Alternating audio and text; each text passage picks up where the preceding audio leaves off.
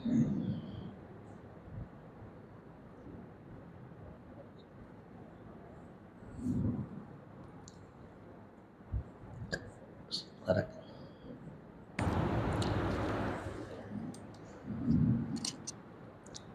علیکم ورحمۃ اللہ وبرکاتہ۔ وعلیکم السلام۔ شیخ صاحب، پہلا سوال ہے کہ صلاۃ التسبیح باجماعت پڑھنے کی کوئی دلیل ہے؟ نحمدہ ونصلی علی رسولہ الکریم، اما بعد۔ صلاۃ و تسبیح کو باجماعت پڑھنا یہ بدعت ہے۔ متعدد اہل علم نے اس کو بدعت قرار دیا ہے۔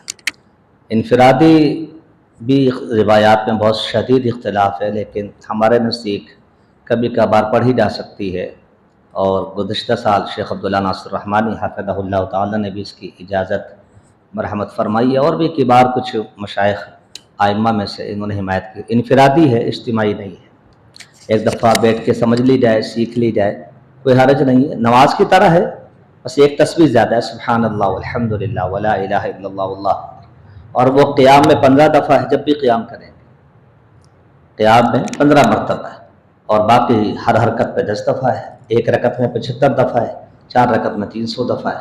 کچھ کمی بیشی ہو جائے آخر تحیات میں پوری کر لیں، تو انفرادی ہے، اجتماعی نہیں ہے۔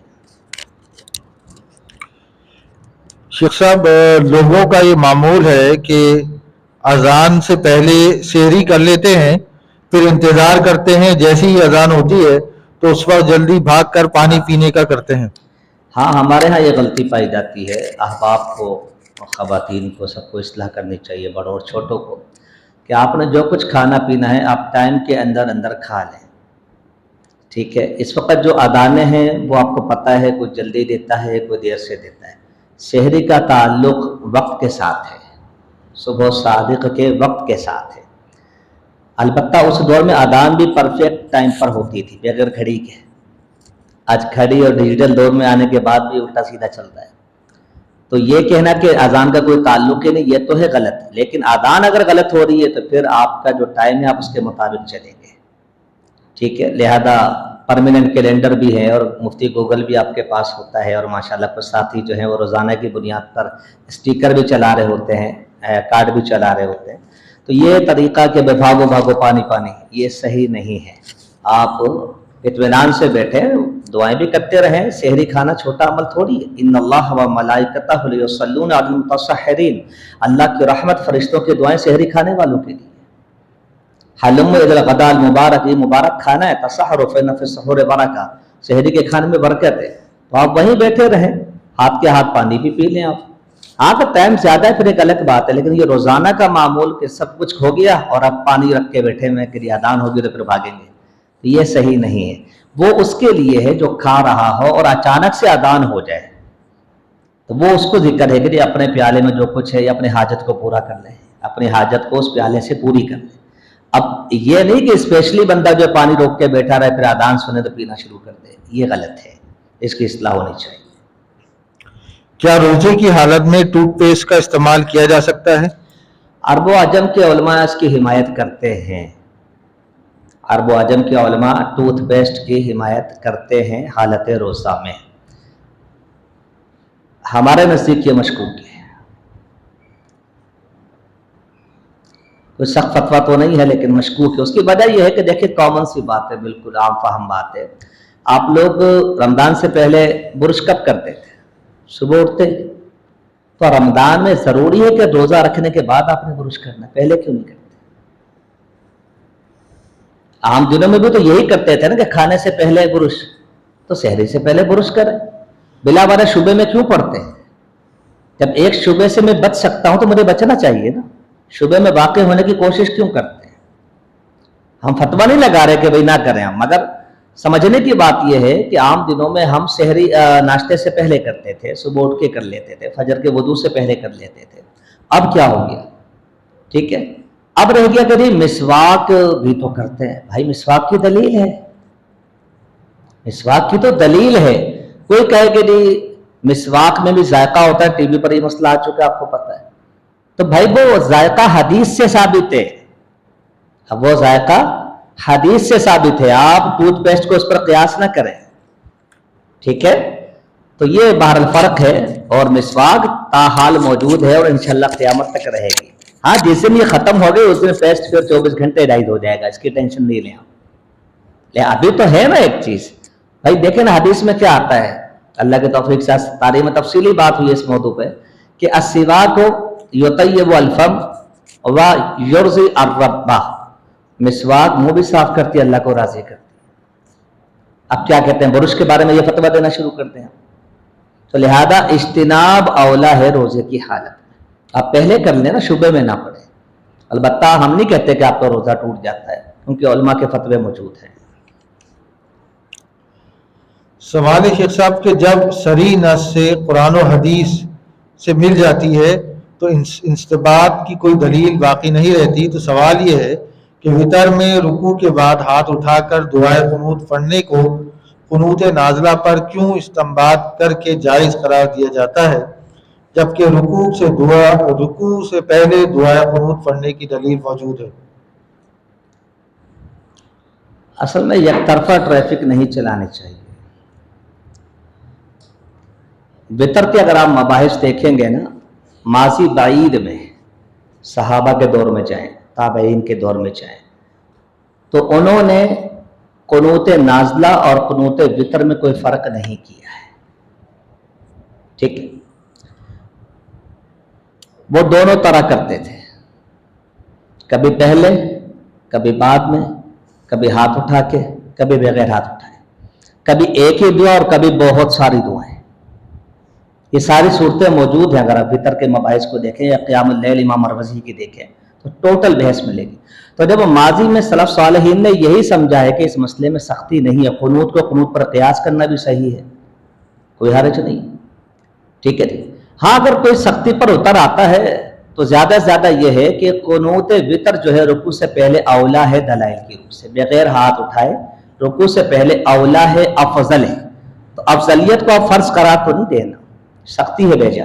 آپ نے کہہ دیا افضل ہے، اولا ہے، بات ختم. لیکن آپ دوسرے کو جواز تو دیں. جواز کیوں دیں؟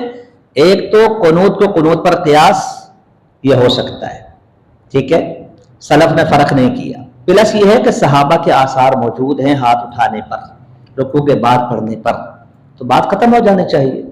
دین کو ماضی سے سیکھنا چاہیے نا، حال میں آ کے ایک چیز پہ اڑ جانا یہ صحیح نہیں. ہاں زیادہ سے زیادہ ہم مزید اگر گنجائش دیں تو یہ ہے کہ کسی شیخ کا اگر موقف ہے تو وہ اپنے موقف کو اپنے تک رکھے، محراب و منبر تک تو لے کر نہ آئے. یہ 2.5 آدمی پہلے ہی ہیں، 2.25 تو آج تک ہوئے نہیں وہاں بھی، یہ تو پہلے ہی 2.5 ہیں. آپ ان کو بھی الجھاتے ہیں آپس میں. تو جواز کو جواز رکھنا چاہیے، جواز کو نہیں ختم کر سکتے. جیسے اب طاق راتوں کا مسئلہ چلا ہوا ہے درس کا، ہاں جی کیسے کیسے فتوے آ رہے ہیں، تو لیکن جواز تو آپ نہیں ختم کر سکتے نا. اگر آپ کہتے ہیں دروس غلط ہیں تو پھر حضرت سے معذرت کے ساتھ خلاصہ کیا ہے؟ ایک صاحب نے 2-3 سال پہلے بڑا شور کیا، اور جب میں پہنچا چلڈرن پارک تو وہ خلاصہ بیان کر رہے تھے. میں تو بدنام ہوں، میں نے منہ پہ کہا، میں نے کہا بدعت ہے بھائی، ہے حوالہ تو لیا ہے، یہ تو ڈاکٹر اشراف نے آپ کو سکھا دیا نا. تو لیکن جواز چونکہ موجود ہے، بات و نصیحت کا تو خلاصہ بھی اسی زمرے میں آتا ہے، لہذا جائز ہے. تو جواز کو جواز رکھیں، ایسا فتویٰ نہ دیں کہ جواز ختم ہو جائے. سلف نے جواز رکھا ہے، قنوت میں دونوں طریقے کا، ہم بھی جواز رکھتے ہیں. اولا غیر اولا کی بات ہے، ہمارے نزدیک بھی اولا یہ ہے کہ رکوع سے پہلے ہو، بغیر ہاتھ اٹھائے. لیکن جواز بہرحال ایسے بھی ہے اور ایسے بھی ہے. کیا وتر باجماعت کی دلیل موجود ہے؟ بالکل. وتر، قیام لیل، قیام رمضان اور تراویح اور تہجد، یہ 5 نام ہیں رات کی نماز کے. یہ 5 نام ہیں اس نماز کے جو کبھی عشاء کے بعد پڑھی جاتی ہے باجماعت، کبھی آدھی رات کو اور کبھی رات کے آخری حصے میں جو سب سے افضل ہے. ٹھیک ہے. تو وتر جو ہے یہ قیام لیل ہے، اور حدیث سے ثابت ہے. امارا عمر بن الخطاب ابی بن کعب اور تمیم الداری ان یقوم للناس 11 رکعۃ. موطا کی جو روایت، امیر عمر نے حکم دیا ابی بن کعب کو، تمیم داری کو رضی اللہ عنہم اجمعین، کہ لوگوں کو 11 رکعت کے ساتھ قیام کروائیں، یہ باجماعت ہے نا۔ اب آپ کہیں کہ یہ موقوف ہے، ہاں جی موقوف ہے، نبی الاسلام نے کہا علیکم بسنتی وسنت الخلفاء الراشدین المہدیین، میرے عمر کی سنت کو لے لیا کرو۔ اور اگر آپ مرفوع چاہتے ہیں تو نبی السلام نے جو پڑھائی 3 دن، اس میں وتر شامل تھا، اس میں وتر شامل تھا۔ پھر آپ کو خبریں بھی ملتی رہیں گاہے بگاہے کہ فلاں نے پڑھائی فلاں نے پڑھائی، تو لہذا دلائل موجود ہیں وتر با جماعت۔ اور جنرلی قاعدہ یہ ہے کہ نفل نماز کبھی کبھار جماعت سے پڑھی جا سکتی ہے، تو وہ بھی اسی کی حمایت میں ہے، وہ بھی اسی کے، آپ نے دن میں بھی پڑھی ہے، کسی کے گھر گئے افتتاح کیا، آپ نے بخاری میں جگہ جگہ حدیثیں آتی ہیں، آپ نے کہا بھائی نماز پڑھا دو تمہیں، نفلی نماز ہے۔ تو لہذا وتر کی جماعت رمضان میں یعنی یوں سمجھیں کہ تواتر کے ساتھ ثابت ہے دلائل کی روح سے، اور عام دنوں میں کبھی کبھار آپ جو ہے وہ نفلی عبادت جماعت کے ساتھ پڑھ سکتے ہیں، کوئی حرج نہیں۔ شیخ صاحب سوال ہے، کیا محبت میں یا ماں باپ کا ہاتھ چوما جا سکتا ہے؟ ہاں جی، ہاتھ بھی چوما جا سکتا ہے، پیشانے بھی اور پیر بھی چوما جا سکتا ہے، اس میں کوئی اشکال نہیں ہے۔ سجدہ اور چیز ہوتی ہے، ٹھیک ہے جی۔ اب بندہ سواری پہ ہے، شیخ ہیں یا نبی کریم صلی اللہ علیہ وسلم سواری پہ ہے، صحابہ نے پیر چوما ہے، ہاتھ بھی چوما، اس میں کیا حرج؟ لوگ بات کا پتنگڑ بنا دیتے ہیں، کیونکہ ہمارے ایسی چیزوں کا رواج نہیں ہے نا، تو اس لیے بڑا عجیب سا لگتا ہے کہ یہ کیا ہو رہا ہے۔ اپنے مشائخ کا، اپنے بزرگوں کا، اپنے ماں باپ کا آپ ہاتھ بھی چوم سکتے ہیں، پیر بھی چوم سکتے ہیں، کوئی حرج نہیں، سر پہ بوسہ بھی دے سکتے ہیں، بوسہ لے بھی سکتے ہیں، دلائل اس طرح موجود ہے، میں نے اس پہ لکھا بھی تھا ایک مرتبہ۔ اب یہ اور بات ہے کہ لوگ اس کو بات کا پتنگڑ بنا دیں، ہم نہیں کہتے کہ تو جھک کے پیر چوم، ہم یہ کہتے ہیں کہ تو پیر دبا رہا تھا، خدمت کر رہا تھا، بیٹھا ہوا تھا، تو نے کبھی ہاتھ چوم لیا، کبھی تو نے پیر چوم لیا، یا وہ سواری پہ تھے تو نیچے بیٹھا تھا، وہ کرسی پہ تھے تو نیچے بیٹھا تھا تو نے چوم لیا، اس میں کیا حرج؟ یہ کوئی مسئلہ نہیں ہے۔ نبی علیہ السلام کے بھی صحابہ نے چومے ہیں، اور وہاں علماء نے یہ بحث کی ہے کہ اپنے مشائخ علماء کرام کے ہاتھ چومے جا سکتے ہیں، والدین کا حکم اس سے بھی بڑھ کر ہے۔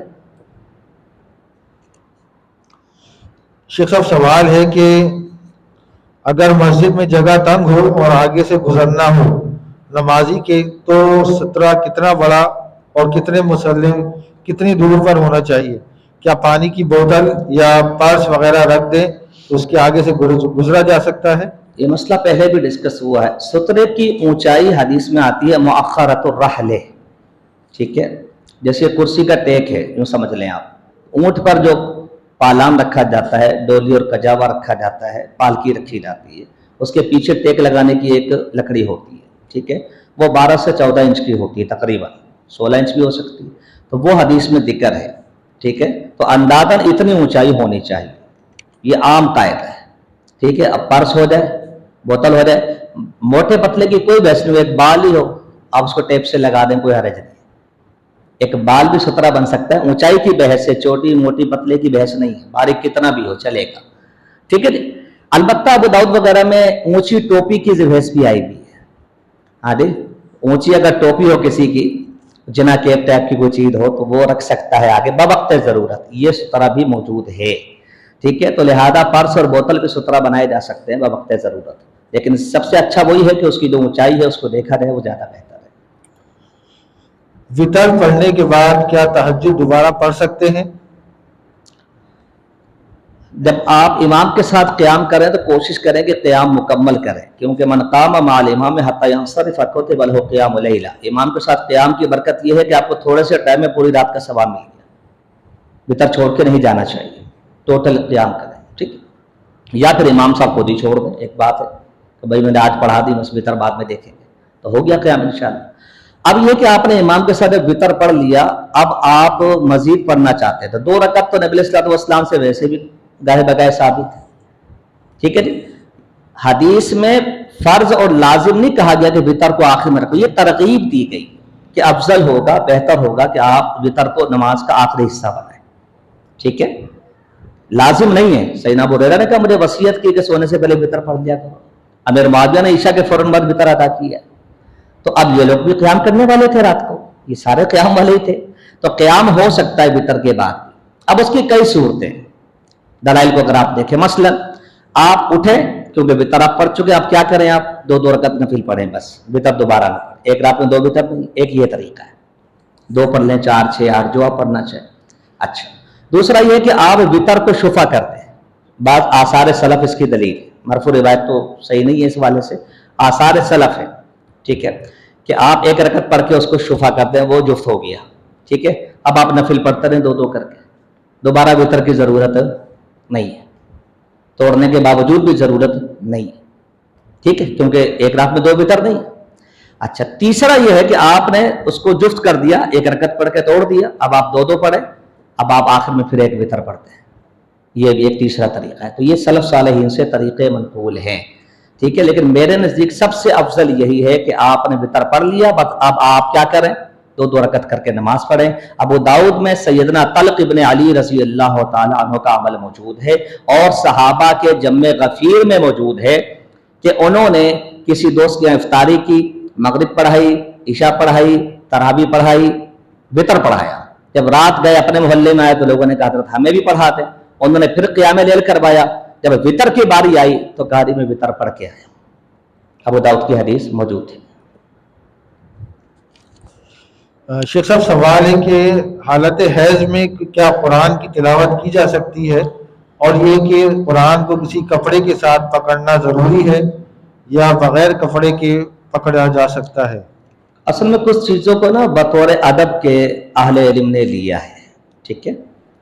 कोई वाज़े नस तो नहीं है, लेकिन अहले इल्म का इत्तिफाक इसी पर दिखाई देता है कि ऐसे हालत में बरह रास्त कुरान को हाथ लगाने से इज्तिनाब करना चाहिए।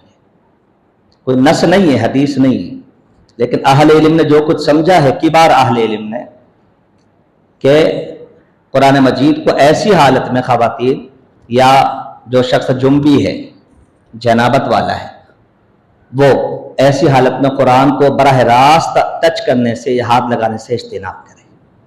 अच्छा, जनाबत का हुक्म और है, हैज़ का हुक्म और है, क्योंकि जनाबत तो बंदे के हाथ में गुस्ल करेगा, ख़त्म, क्यों लेट कर रहा है भाई, इतनी जल्दी क्या लगी, तो पहले गुस्ल कर ले फिर पढ़ लेना, उसका सलूशन तो है।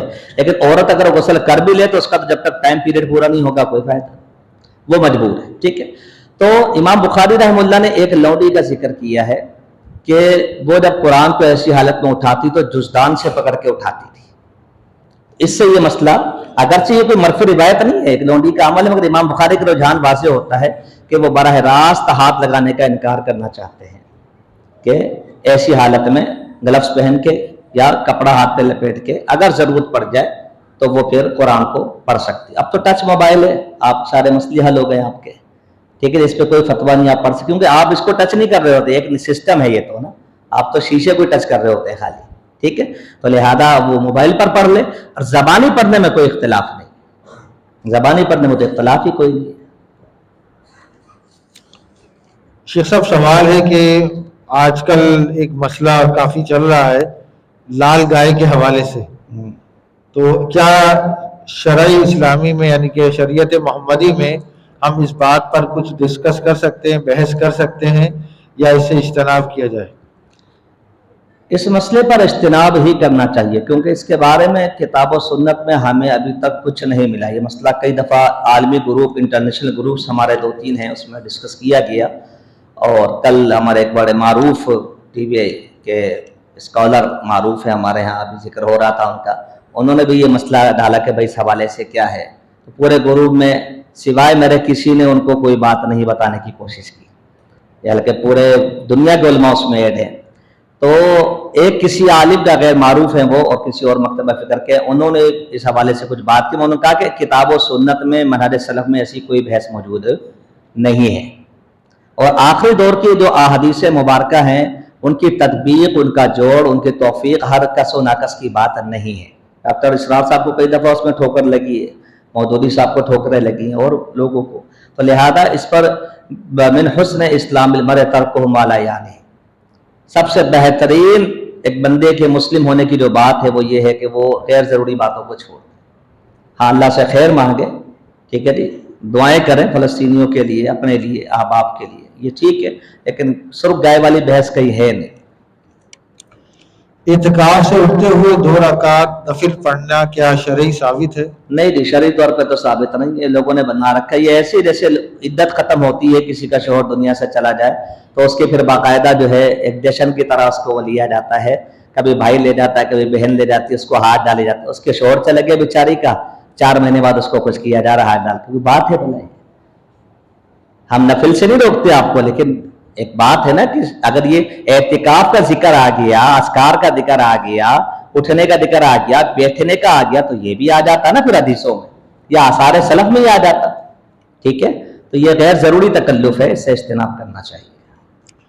کیا فجر کی سنتوں پر تحیت الوضو کی نیت کر سکتے ہیں؟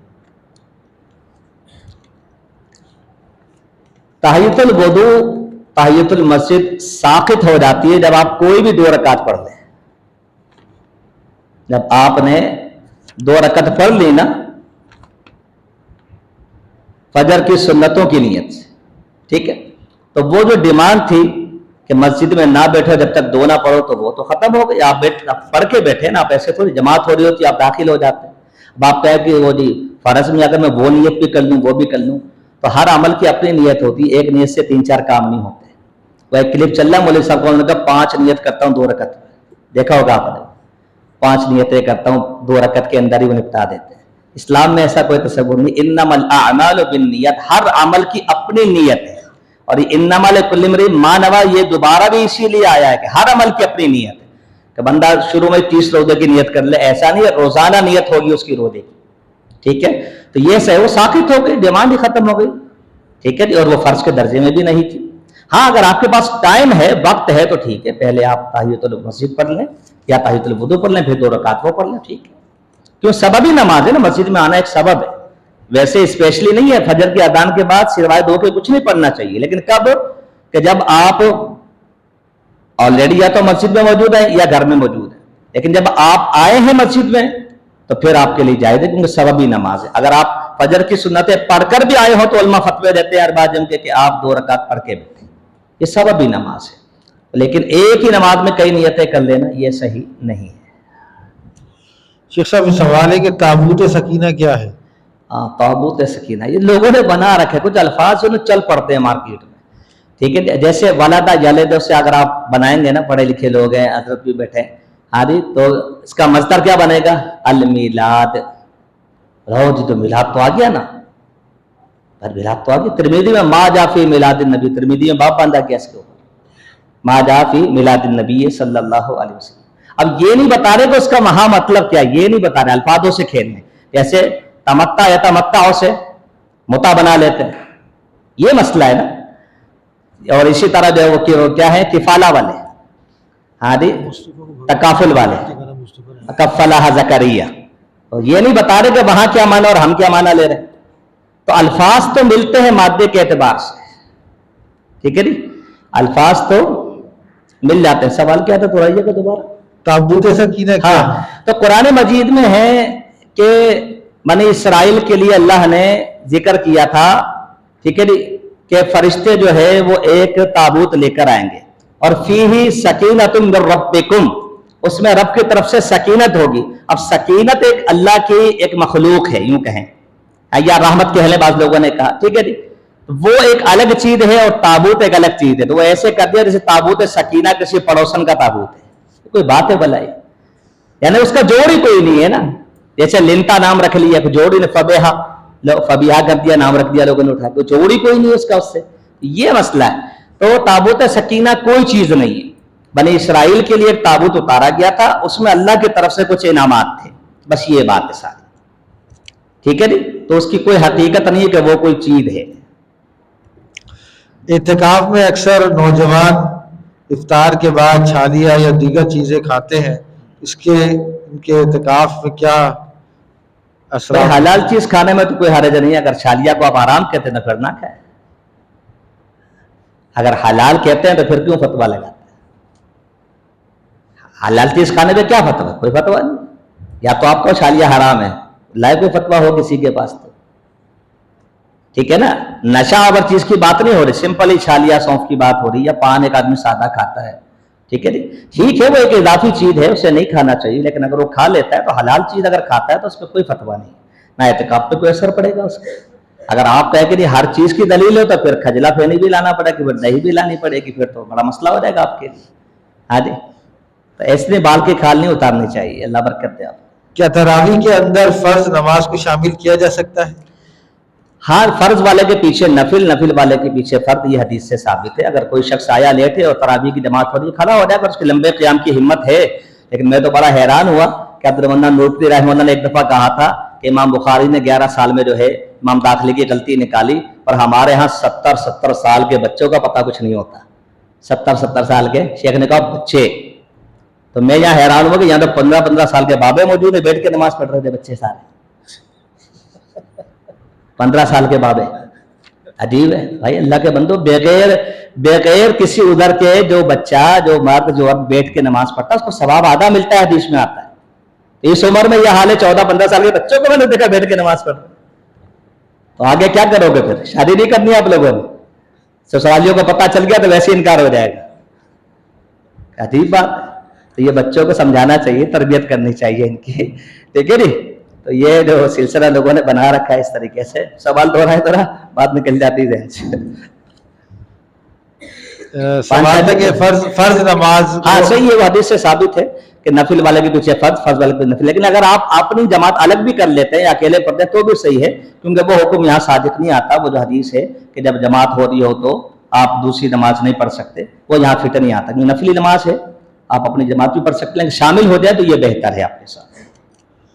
سجدہ تلاوت کی جو دعا مشہور و معروف ہے، سجدہ وجیہ للذی خلقہ وشق سمعہ، تو آیا یہ افضل ہے یا ایک اور دعا بھی؟ وہ جو دوسری دعا ہے نا سند سے تو وہی ثابت ہے. ابو یحییٰ نورپوری حفظہ اللہ کے کلپ پہ آیا ہوا اس کے اوپر. وہ جو دوسری دعا ہے وہ اتفاق سے میرے بھی ذہن میں حاضر نہیں ہو رہی اس وقت، حضرت کو پتہ ہوگی. تو بہرحال وہ دوسری دعا اولا ہے، لیکن جب تک نہیں آتی جب تک اس سے گزارا کر لیں یا سبحان ربی الاعلیٰ سے گزارا کر لیں، سجدہ ہو جاتا ہے. بہرحال اگر نہ بھی پڑھیں سجدہ پھر بھی ہو جاتا ہے، یہ سمجھ لیں اچھی طرح.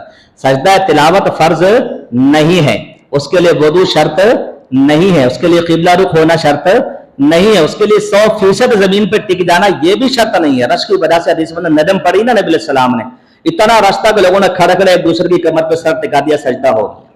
امام بخاری نے کہا کافروں نے بھی سجدہ کیا.